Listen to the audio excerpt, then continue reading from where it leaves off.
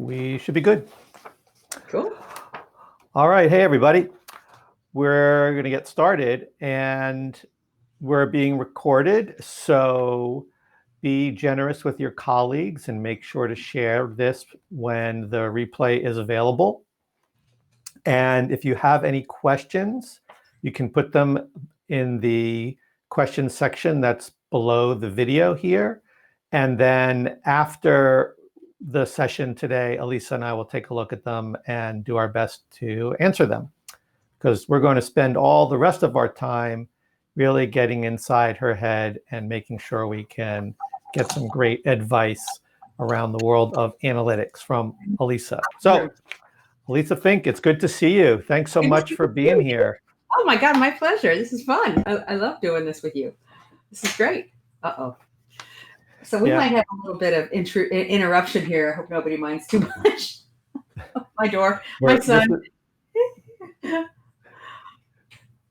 think we're all used to the work from home situation. So yeah. We'll ask him one of the questions. That's okay, all. come on. I'm on 15 minutes. Okay, you got a 15-minute break. Okay, go downstairs. You want to go downstairs? You want to say hi? Hi. Okay. Hello again. And happy. I will. Thank you, Hugh. Sorry about that. It's all good. It's the reality of today's world, isn't it? It is. It's one of the good realities, at least, I guess. Actually, you're so right about that. It really is a pleasure to have lunch together, be just here when they're here, help them with, I just helped them a little with a math problem. It's really a pleasure, actually. One of the unexpected. Didn't he just fire up Tableau? He shouldn't need help with math. He can just do it with the computer, I mean, he's already, what, 6? He's getting to the age. I've seen, some of the Tableau community members and their kids are incredible. I remember Jet, I think it was incredible at a very young age. And there were some really great examples of people using it. I remember there was an incredible weather visualization from the UK that was I think an 8 or 9-year-old. So he's I better get going on that, Lee. It's a good point. Yeah, I think these days you should never underestimate what your kids are able to do. That is so true. That is so true. Yeah, just the other day, something I was like, whoa, how did you do that? Oh my God. Yeah, so true. Yeah, you forget because you're, for them, the time is going, well, they're growing so fast and you're kind of holding steady, and all of a sudden, wham, you realize, wow, where did you come from? Yeah, exactly. Just wait. You're getting there with one ear, as I know. So that's right. Moving through it. So let's jump in here. I see a lot of good things coming in from the chat. So everybody, thanks for your hellos. I know you haven't probably seen Elissa in a while. I see Brittany and Eric and Philippe. Oh yeah, Philippe and Greg. Yeah, no, super excited. All right. So you have probably heard, I imagine, hundreds of customer stories that are probably pretty amazing about how Tableau has really transformed their companies, and maybe even how it affected them personally. I know there's a lot of stories like that I've heard. Now, the thing is, when you get to these big changes, right, they take a lot of time. Yeah. So what I'm interested in hearing about, if you can think of some short-term actions that you heard customers talking about, and or that you've seen, personally, and so what you can share with us and things that we can do to be successful in implementing those ideas. So really focus on, what can we do that's pretty quick and not these really bigger efforts? Yeah, that's a great question, because I'm such a believer in just get started and just do it, because and with whatever data you've got. There's this great quote I discovered. I probably discovered it or knew about it at Tableau, but I didn't really come to love it until after, for whatever reason. I was making a speech or teaching a class or something, and it's from Charles Babbage in the mid 1800s, and it's and I'm totally paraphrasing. Data, decisions made with some data are better than decisions made with no data, or something to that effect. Basically, Yeah. And so I just love that quote. And I'm not paraphrasing it right. It's just, I encourage people to look it up, and I should try to look it up myself right now, but I'm not that good, double tasking here. But what it reinforces for me is just ask for data.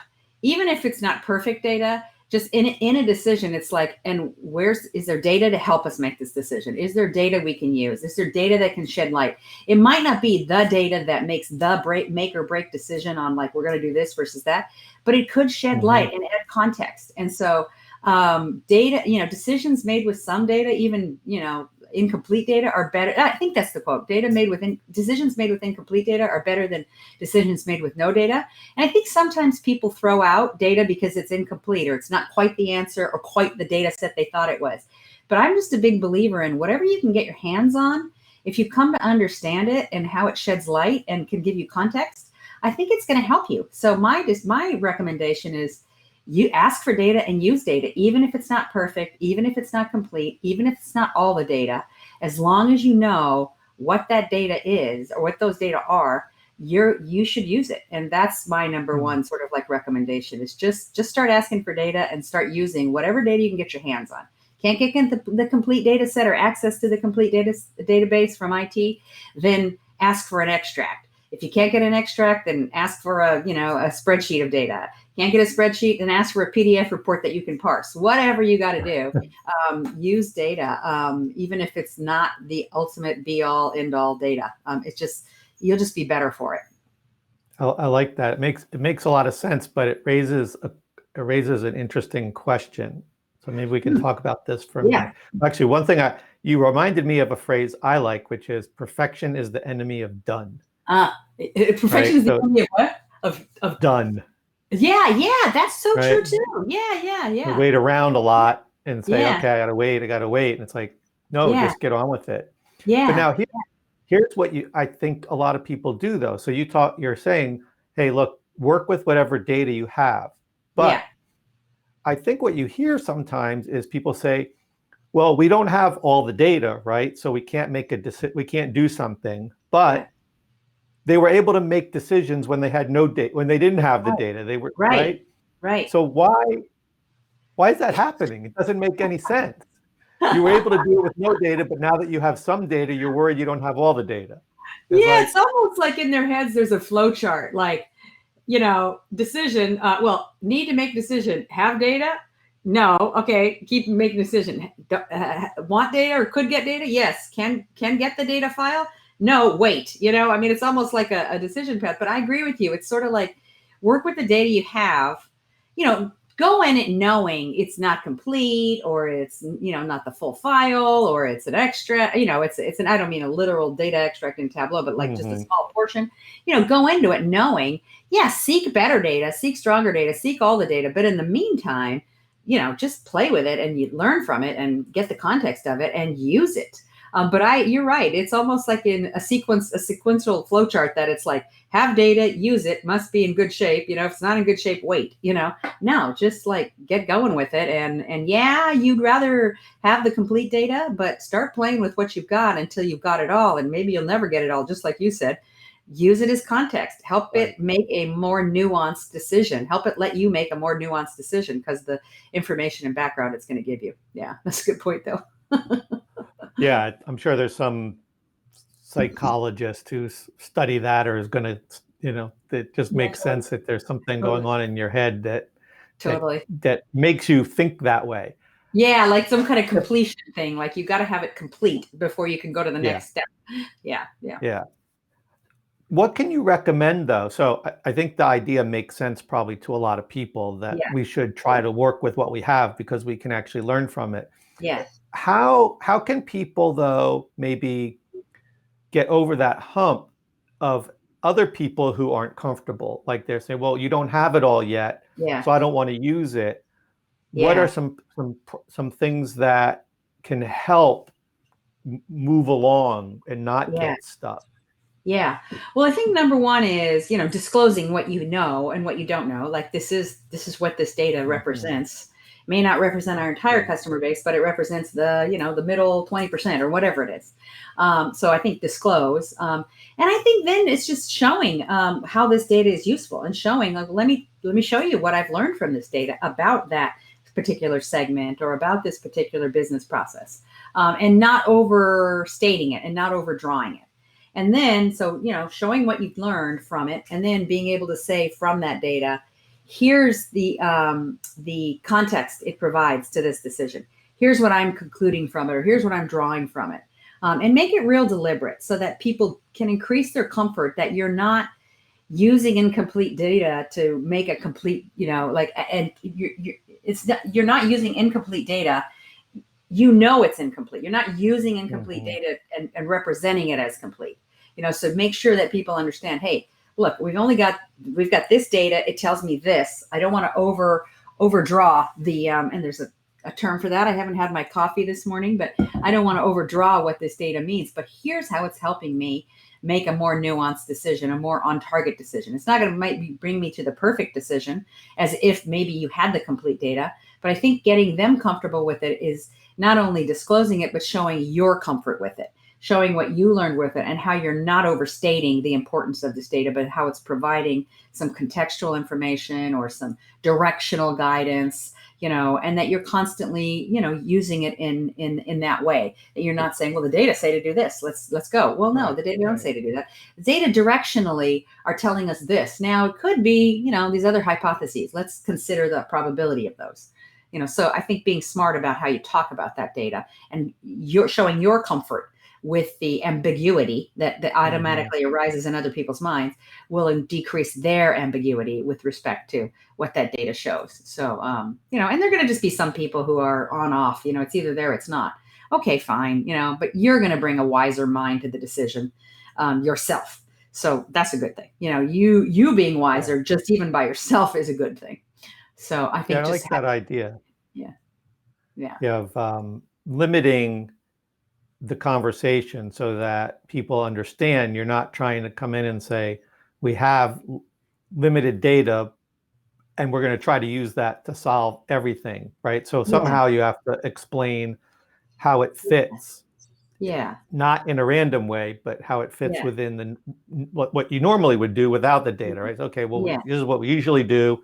Now we have this piece and it can help us here, but we're not trying to eliminate the way we've done it. So I think that's good advice to people, because I think we can get caught up in thinking, oh, well, this absolutely means the answer, what we should do when you don't have it all, and it's a you could get into trouble probably making a big claim. So that I think that's good policy to follow. It's not to overextend your recommendations maybe or your conclusions. Yeah, and I think decisions always are a combination of like what the data brings to it and the judgment you bring to it. And I think people who look at more data, who have more time to examine more data, more scenarios, just have better judgment. So I think even if you can't get people comfortable with it, you have your judgment to bring to it. And I just think people who analyze data and look at a lot of data have deeper, better judgment. They just have layers of insight that sometimes you don't even know these layers of insight is happening in the back of your head because you've looked at so much data, but they are happening. And so it's pretty interesting to think about it, even if you're not able to bring it fully forward. It is going to help you. It's going to help you be a better contributor to that decision. Yeah. So this is actually perfect to kind of get into the next thing I wanted to talk to you about, because you mentioned the idea of being comfortable and any decisions that you make, even when you're coming in, with all the data, there's always an element of risk around that. And I got to imagine, especially in the early days of Tableau, when it was really just in that startup phase, you probably had a lot of risky decisions to make that maybe you were not super comfortable with, and not necessarily about data, but maybe just even kind of business decisions. I'd love to hear, and I'm sure everybody would love to hear, a story of how you pushed, whether it's through personal, discomfort that you had to do, with that team, and how, if you can, translate that to folks who are working in analytics and something they may have to face, and how those two could potentially kind of intersect. Yeah, yeah. Well, it's funny you mentioned that. I just was on a phone call with some old timer Tableau people that are still at Tableau, and we were just talking about old time things. And someone brought up our first customer conference, and that was back in 2008, and it was in July 2008, I think. And I had joined the company in August 2007. And so I think I must have proposed having this conference pretty early in my time at Tableau, probably that December, January, like, let's do a conference. And believe it or not, that was a pretty risky decision because, well, I hadn't been there that long, but I really believed in the community even before I joined the company. I just really did. But it was also a huge spend, and I was also still pretty new. All the other, almost everybody else on the decision-making team had been there for a few years at least, or, since the beginning, let's put it that way. And a couple of really important people thought I was crazy. They thought, I don't know what you're thinking, man. We'll never get 100 people to show up in Seattle in July to a conference. This is just going to be a money loser. I don't know what you're thinking about. And I know a lot of people on this phone call, someone mentioned, like, I remember you proposing this. And I thought, man, she sounds confident. I guess she knows what she's doing, but it sounds crazy to me. And I do remember, really believing in it, but also realizing, like, this is a pretty risky decision, but I really believed in it. I was like, yeah, we can do this. We can do this. And in fact, in the day, I promised my boss, I said, we will be we will be not cash flow, but neutral on the budget. I will run this thing for the cost of tickets. So that we don't, Okay. in the early days at Tableau, we didn't have a lot of cash, a lot of money. So it was a lot of just hard work, a lot of hours of work to make up for things that you'd normally buy or you'd hire. But nonetheless, that was a pretty risky decision for me to bring it forward. But then I have to give a lot of credit to the founders who, Christian and Chris and Pat, who were like, let's do it. She really believes in it. And I can see it too. I can see this can work. And let's make it happen. Now, let's not be stupid, but let's make it happen. And so I think there was really mostly anecdotal data at best. I could count, I could point to people saying, that we're already forming the community. Although even in those days, I think we still had did we have a new website? We might have had a new website by then, but even our community forums where you might see lots of people or lots of numbers were pretty light. There wasn't a heavy amount of data, but there was a little bit of data. Again, directional, back to your previous question, that I could say, hey, I really think there's the potential here for people to come together, and people, will pay this, I think, and we're not going to make money on it, and I will break even on it, and we're going to make it a great Tableau experience. But that was I do remember that was a pretty risky decision. But again, the data that I could find and cite helped, but sometimes it just takes your gut and your experience and judgment. And I've been in marketing a long time, and I'd run a few customer conferences for other companies before.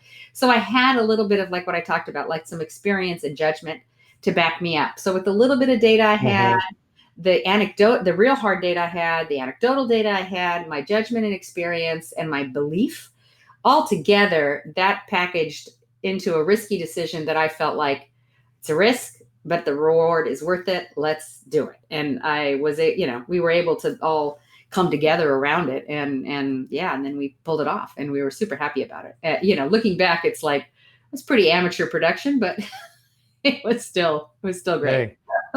Yeah, people must have liked it enough to come back the next year and so on, right? It's grown a little bit. Yeah, I do remember telling Christian, I think I could get 110 people there.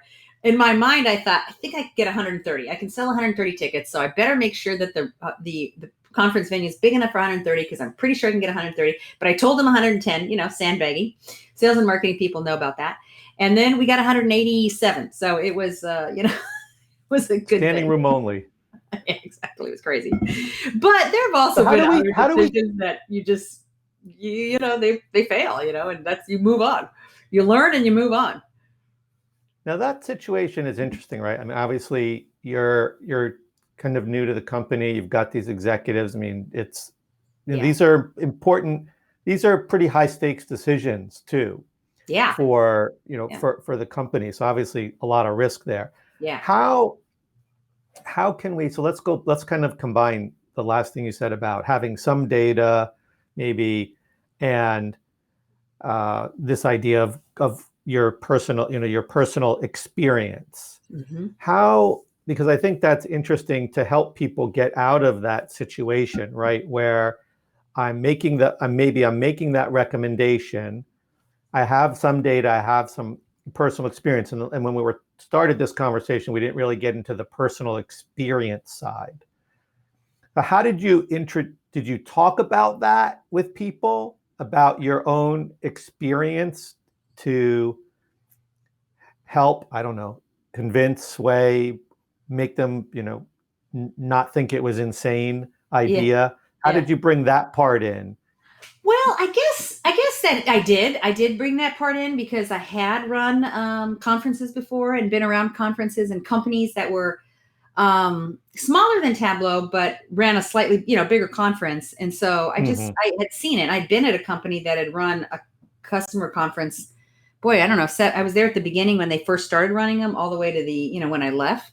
So I had seen it grow. And so I guess I did have a lot of like, okay, I brought this experience to the table. You know, I've done this. Let me tell you what it's going to take, what it looks like, why people want to come, you know.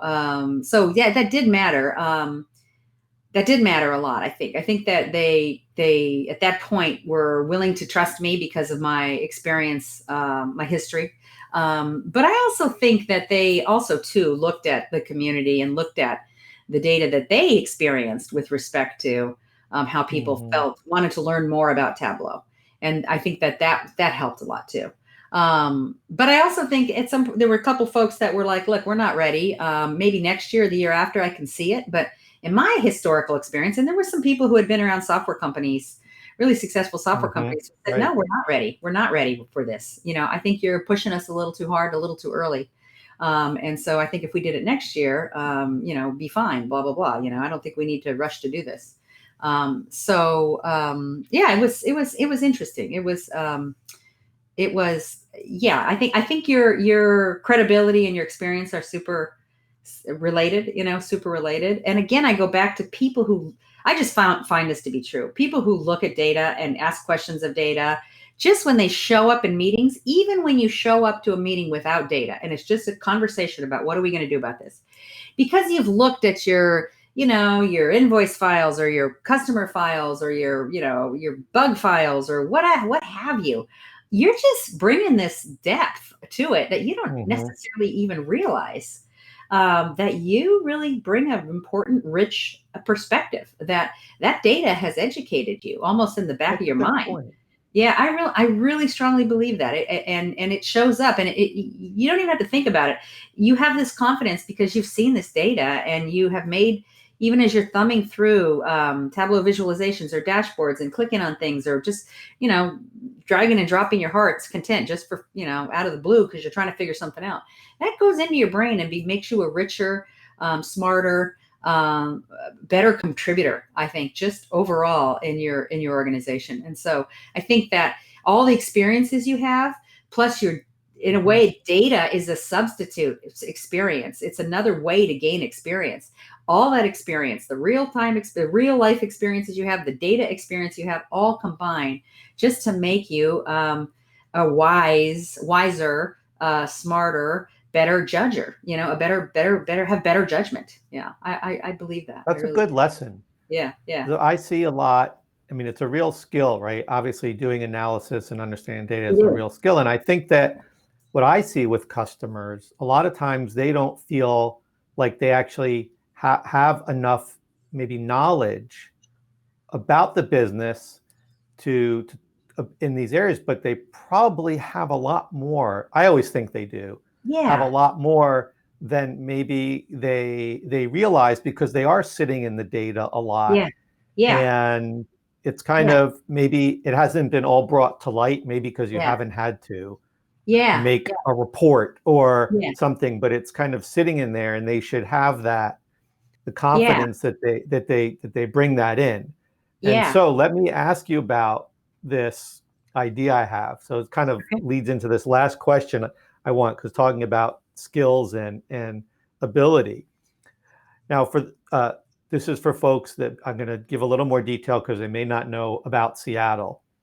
So imagine one day you're just taking a walk around Seattle and you go by the Aurora Bridge and the Fremont Troll comes to life. So if you don't know what this is, you guys can go Google it, Fremont Troll. And he threatens to eat you, because that's what trolls do, unless you agree that when you get the chance, you go in and you make the worst mistake you know how about analytics. So you're gonna be somewhere and you're gonna do this even though you know it's the wrong thing. So I'm gonna assume, for the sake of this conversation, you don't want to get eaten. And so you're gonna figure out how you're gonna plan when you can make this mistake. So what is the mistake that you're gonna make? So what's the mistake? Why is it so dangerous? And where did this come into your career somewhere? Oh, that's a great question. Yeah, that's a great question. That's a funny one too. I think it relates sort of to our, this whole thread, which is like thinking the data I have that I'm using is more complete and more representative of the decision or the problem at hand than it is, and that it's dirty data and I didn't know it, or I knew it and I used it as if it's not. And it's not just dirty, it's just the wrong data and I used it as if it's not. To me, that's the biggest sin, and all data is dirty. So I thing, like when you first, like I think even when I used Tableau as a customer before joining the company, one of the greatest values I got out of Tableau was I could finally see the data in its entirety and see like how dirty it was. Once you can admit like it's filthy, it doesn't have this, it has that, or in gender, it has like 23 different letters and 5 different numbers. What the heck? How could, gender nowadays is, 5 or 6 different things maybe, but this data is obviously wrong, right? I mean, there's something wrong with it, but you sometimes don't see that because when you ask for a report, you might ask for, well, give me gender, and it's coded to, how many people are M and how many are F, and that's all you get. And then you don't realize, well, there are other choices out there, and there's a lot of dirty data. So I think the worst sin to me would be representing incomplete, dirty data as clean, perfect data. The fact is, there is no clean, perfect data. There are no clean, perfect data sets. And I think it's incumbent upon you, the analyst and the decision maker, to be okay with the fact that you're going to find errors in the data and you could still get value out of that data. And it's still useful, back to our first point. So to me, that would be the biggest sin, is saying, this is the truth. And knowing it's not. And even when I say this is the truth, I better be super confident that it is super clean and super perfect, right? Because most data is dirty and it isn't perfect. So, by the way, Philippe Barzan found the quote from Charles Babbage: "Errors using inadequate data are much less than those using no data at all." So I had it slightly wrong. You're pretty much there. Yeah, I said decisions using, some data are better, but it's errors using inadequate data are much less than those using no data at all. So when you want to make a decision and you don't want to make an error, use data, even whatever you've got, use it intelligently, because you'll make fewer errors in your decisions. So thank you, Philippe. I appreciate that. But it goes back to, like, again, inadequate data. You're better off using inadequate data to reduce your error mix, your errors. But if you think you're using completely adequate data, like in your example, the troll is going to eat me unless I lie about it, and I say this data is perfect, let's make this decision, that's a pretty big sin in my mind. Yeah. So, and I agree, and it's you see that even in subtle ways, right? There's always the joke about fudging the data, right? People just want to change one little thing because they're afraid that it's going to reflect badly on them. And I think that's a whole nother issue that I want to, we could get into another time, right? About this notion of, hey, it's all about opportunity. It's not about finger pointing and saying that's wrong, you did bad. It's, hey, okay, we learned, we didn't even know that. Let's try to fix it. How is there, do you have any stories or anecdotes about, not necessarily when you had the wrong data, but were you just kind of, where you saw it happen and it was kind of unfolding, or you realize, or you all realized afterwards, not, that it was either wrong or somebody, somehow, tried to push something that was wrong? Yeah, I do I have a story. It's actually from much earlier in my career, but it's a great example of we as analysts not only have to prepare great analytics, but we have to communicate them and get people to understand the value and how to use them. So I remember I worked for a company that was pretty early in the times of marketers using technology. And so we had this software and databases that helped marketers, consumer marketers, know where to put retail sites. And I was working with a bank client, and they were trying to figure out, actually it was a campaign they were mailing, and they were trying to figure out what zip codes to mail to. And we had prepared this great report with their analytical team that showed them where the concentration of the certain kind of demographic that they wanted was located. And so you would pick zip codes to mail based on the concentration, right? The more likely that zip code had your target in it, then every mailer would be more likely to hit a target. Well, that was the analytic team. I went then to go see the marketers themselves, and they were running reports out of our system that just ranked zip codes based on the total number of people with that demographic. Now, that's okay, except like you could have a zip code that was 1,000 people and had 800 be in your demographic, and another zip code could have 10,000 people and have only 1,000 of those people be in your demographic. Mm-hmm. So obviously, spending the money to mail 10,000 and getting 1,000 is a much worse use of your resources than spending the money to reach 1,000 and getting 800. But it just blew my mind that, oh my God, we just worked with your analytics team, the marketing research department, whatever it was called, to do this analysis that was really like pointing them to the right things. And then when it went over to execution in a totally different department, it went to like what people just without training would figure. Where's more of them?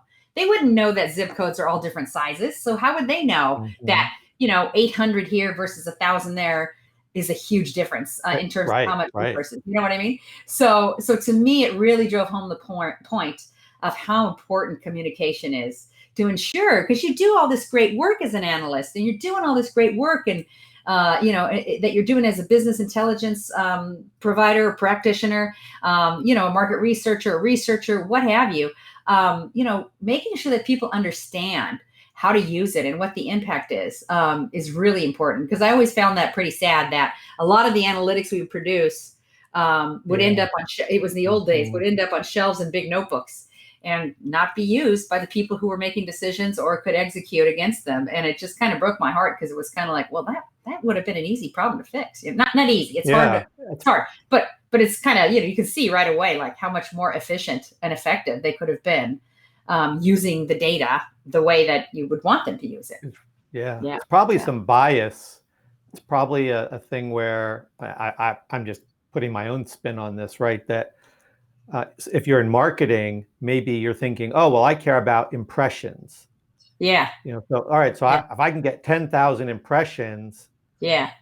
Right. Or maybe that's how some deal was made for the who knows? It says, oh, well, you can get as many, we'll mail as many as you want for X dollars. So they're just trying to pump out as many as they can and not looking at the end result. Yeah. Right. The way an analyst might. Now, I'm not saying that that's what it is, of course. I'm just saying there's probably are biases in how people want to think about the data, or what data they believe is useful to them.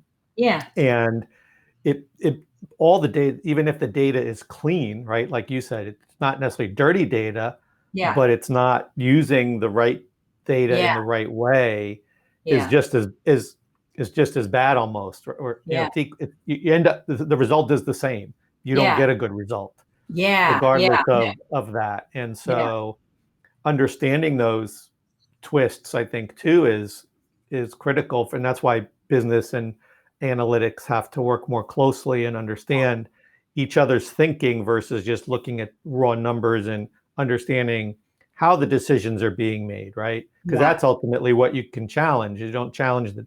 You want to make sure the data fits how you're going to get to, like, back to your flow chart, right?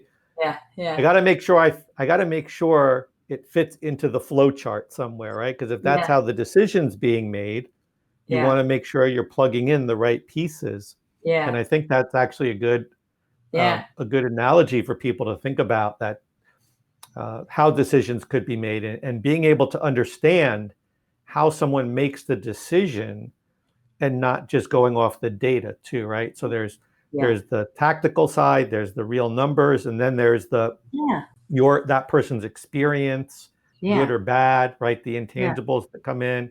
So I think it's pretty cool to think about that. But I just want to close out because we're a few minutes over, and I like to keep my promise to folks, but because these are topics, of course, that we could speak about for hours. They're all really intricate things we have to deal with. So I really appreciate your coming on. As always, it's good to see you, and it seems like your crew in the background was able to take care of themselves. Yeah, he did okay. I thought he was going to be back in here after 15 minutes, but he must be doing something right out there. Well, if he ever wants to come on, and we could figure out a joint mom and son. Yeah, well, he did star in some commercials. We did the data. I have seen those. Yeah, the Data Kids campaign back in 2017, 2018. That was my son, totally unscripted, totally saying pretty funny stuff that you thought he would have been scripted. He was totally unscripted. He's just a big goofball. That's what kids do. Yeah, they do. I do see we have a quick question for Eric Duell, which I'll post a comment. I think I can answer that. Sure. Via post, just to let people get back to their life. So yeah. So. Perfect. Cool. Thanks, everybody. Make sure to check out the upcoming episodes. We've got one next week and the week after, and then I think it's the Tableau conference. So I think we're taking a week off for that because a lot of people are going to not be available. Yeah. So we'll see you soon. Great. Cool. Thank you so much, Lee. Thanks, everyone. And hopefully I can answer these chats. Perfect. See ya.